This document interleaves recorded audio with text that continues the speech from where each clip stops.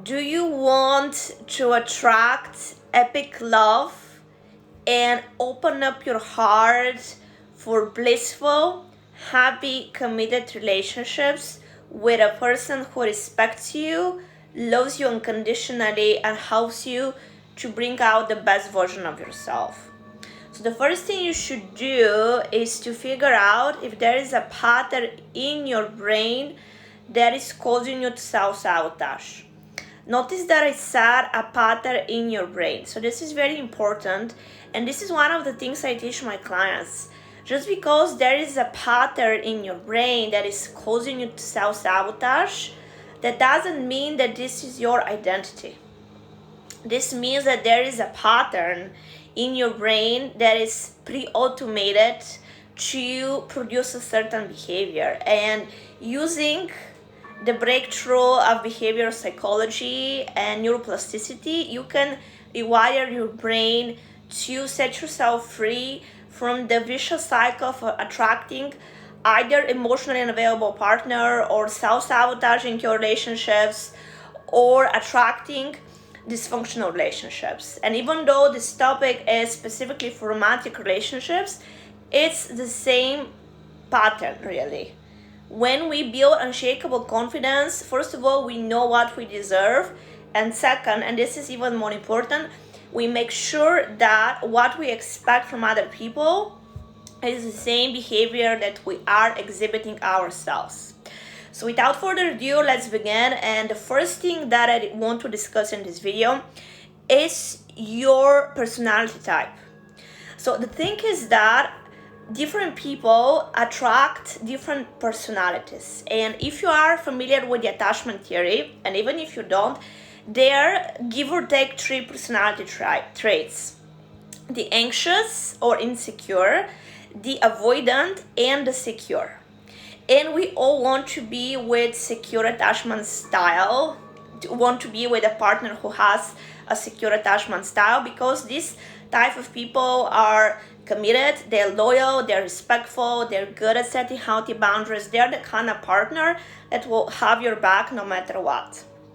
And the good news is that even if you have the traits of an anxious attachment style or of an avoidant attachment style, by changing your behavior, you can eventually develop the traits of a secure attachment style. So let me explain what an insecure attachment style is. So this is generally people who were brought in an environment when one of the parents was absent, and these children started to imprint the behavior of something is wrong with me if my parent is not here. And of course, this is a distortion of a memory. However, the way our brain works, our children memories are not always precise. And this is why this work is so important, because by entering your unconscious mind, you can rewire some of your memories to understand if there is something in your programming, so-called childhood, that is impeding your personal development.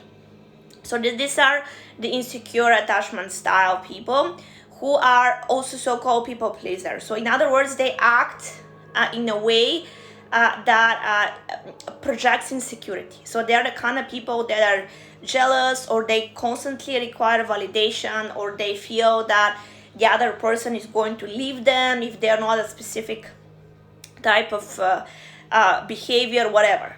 So anxious attachment style are usually the people who self-sabotage their relationships by projecting their insecurities. And you know that in life, what you project is like a boomerang. It's coming back to you.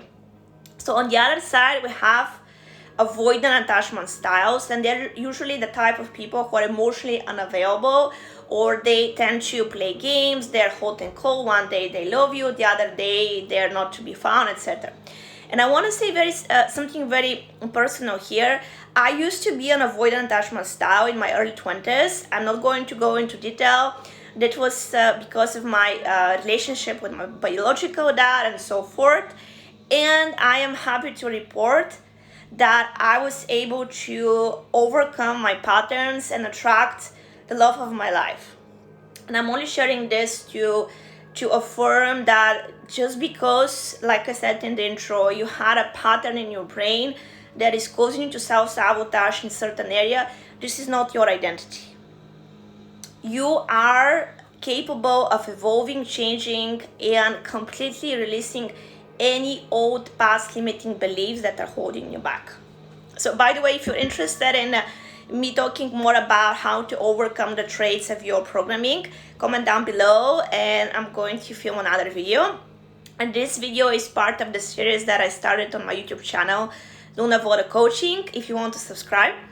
So back to this video. So we have the insecure and the avoidant, and unfortunately, studies show that the insecure and the avoidant usually get to attract each other, and this leads to dysfunctional codependent relationships. That's just the reality. However, if you know yourself very well, and that's one of the first fundamental stepping stone to personal development, to know yourself with self-love, with the love that you can have to somebody else, you have to have it for yourself too.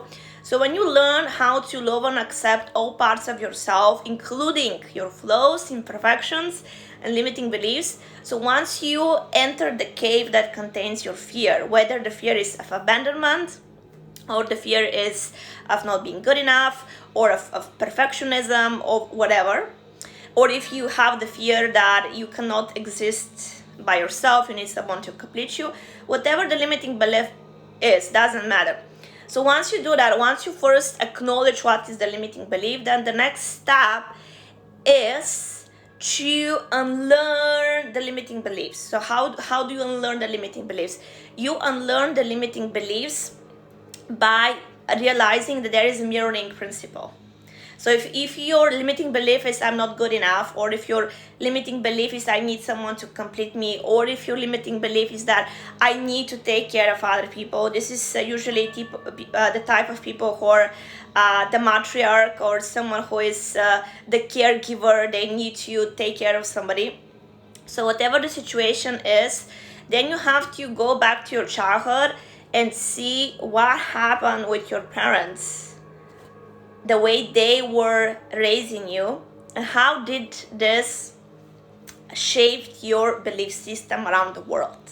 Every single person is worthy of unconditional love, and if there is any part in your brain that is resisting this belief, so in other words, if you think that there is something wrong with you, or you have to prove yourself at all costs, or you have to fight for love, that this is wrong. Unconditional love is about unconditional acceptance of yourself and others, and realizing that you don't have to be perfect. You are enough. You are enough as you are. So to sum it up, the mirroring principle is what you put in, it's what you get. And you have to show up as the confident person that you are, to know what you deserve and to set healthy boundaries. Healthy boundaries are very important in our relationships, and when you project your self-worth verbally and outwardly, and you also respect your partner's boundaries, this is how you can grow together, to harness your energy and create a vortex of interdependency where you both work together. So you don't need anybody to complete you. On the other hand, you're not avoiding commitment. So you are in this perfect equilibrium of giving and receiving. So this is energetic equilibrium. It's very important to be in energetic equilibrium so you can attract wholeness. You can attract a person who is whole and complete, who can match your value. And if you are addicted to drama, because some people are addicted to drama, they think that love is supposed to come with fireworks all the time. That's also a part of the trauma bonding. No, love is supposed to feel good, love is supposed to feel safe, and love is supposed to uplift your soul. You have to feel light in your heart. This is why it's about rising in love. It's the ascension of your energy upward to the upper chakras. Anyways, to sum it up, the first thing you should do before you start dating again is to realize if there is a pattern in your brain that is resisting you attracting the kind of person that you deserve. Second is to make sure that what you are projecting is what you want to receive. And the number three stepping stone is to understand your personality type. Are you insecure, avoidant, or secure?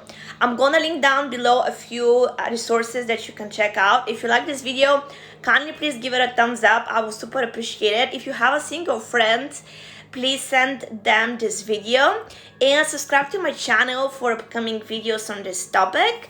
This is Anna Maria. I'm a certified coach, and I really believe that every woman deserves to have it all: the excellent health, the loving equal relationship, and the fulfilling career/life purpose. If you share the same beliefs, then we speak the same language, and you can join my community, Unavailable.com. With love and care, this is Anna Maria, and wherever you are in the world, remember, you are worthy of love, and anything less than epic love is unacceptable. Love and peace. Bye.